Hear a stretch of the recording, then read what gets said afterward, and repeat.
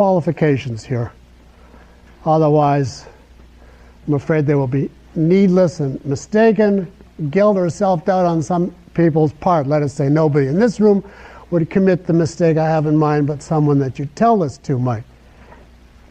Two qualifications, one pertaining to consciousness and the other to existence.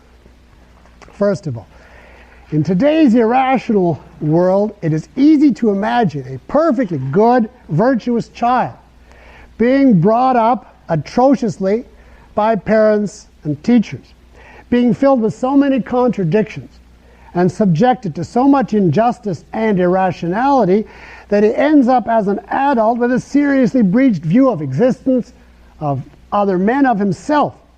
Such a person, even though fully virtuous, might very well be unhappy, tortured by inner conflicts that he cannot identify or resolve.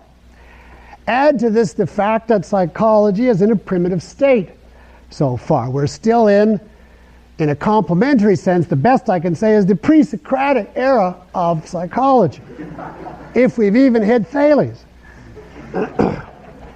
And that means that even if the child does go to a psychotherapist, the individual may be unable to help him very much through sheer lack of development of the science.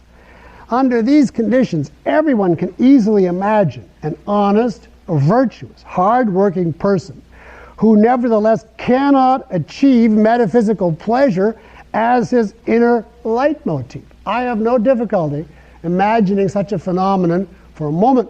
The moral of my talk, therefore, is not if you are unhappy, you're vicious.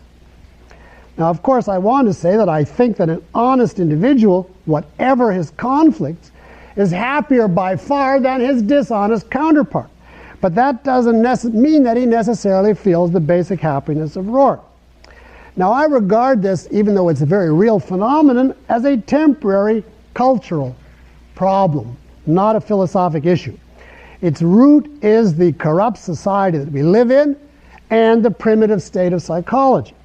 In time, I believe, as civilization improves, if it does, and as psychology grows, if it does, this kind of case will diminish and finally all but disappear. But for now and for our lifetimes, it's a fact we must remember as a qualification to the principle that virtue leads to happiness. Now, the other qualification I want to make pertains to the existential conditions of a person's life. Assume now a man without psychological problems, a man who has achieved the Rourke soul. He has no crushing conflicts. He has the self-made ability to succeed. Even so, he will not necessarily be happy. The ability to achieve values is useless if the context of your life prevents you from exercising that ability. And there are many existential conditions which could cause that. For instance, just a few. If you're caught in a dictatorship without hope of escape, or you're suffering from a terminal illness, or you lose an irreplaceable person essential to your very existence as a valuer, as may occur in the death of a beloved wife or husband. In these kind of situations, suffering or stoicism is all that's possible. We always have to remember that morality is a means to action in reality. It's a very important objectivist principle. The soul in and by itself is not an entity, nor an end, nor a fulfillment. That's a Christian view if you think that it's an end or an entity or a fulfillment in itself.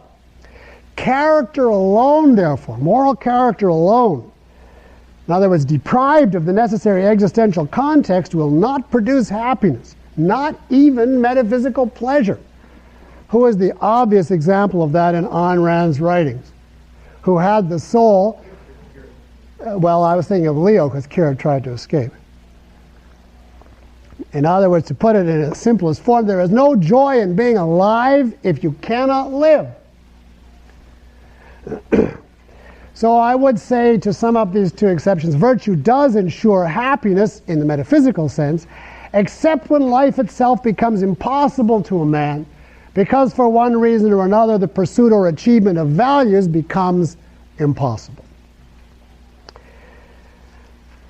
Now, you're going to let me run on a few minutes. Okay. I mean, you can enforce this.